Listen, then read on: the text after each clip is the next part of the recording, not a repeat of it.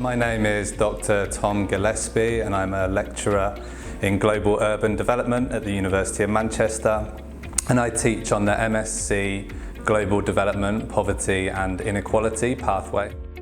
We live in a time of global crisis and uncertainty. In 2015, the Sustainable Development Goals set targets to eradicate extreme poverty by 2030.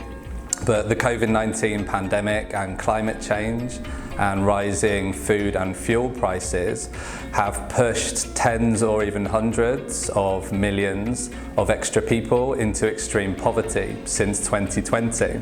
So this programme addresses a range of urgent questions on global poverty and inequality, and students will address these questions through a combination of classroom learning, fieldwork and an independent research project. And in the process they will develop the skills that they need to address poverty and inequality and bring about a fairer and more equal world through their professional careers.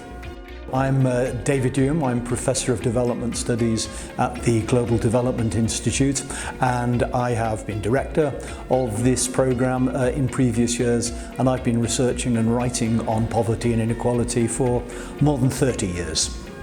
The pathway helps students develop analytical abilities and the conceptual capacity to handle complicated problems. But alongside that, then usually students learn to write very precisely, to use data much more effectively, and to make their arguments more persuasive. And I think it's particularly those research skills that students value in the future.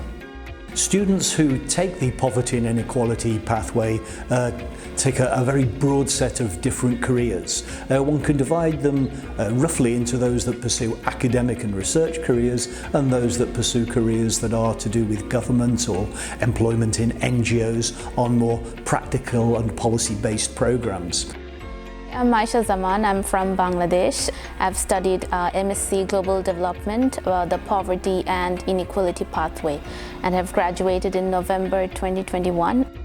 Currently, I'm working at an independent charity. It's called Sporting Equals, and it works to promote ethnic diversity in sport. As a research and policy officer, my work includes both desk-based research and field work. My course was very interesting. I've learned a lot because the discussions were intense, which I did not expect.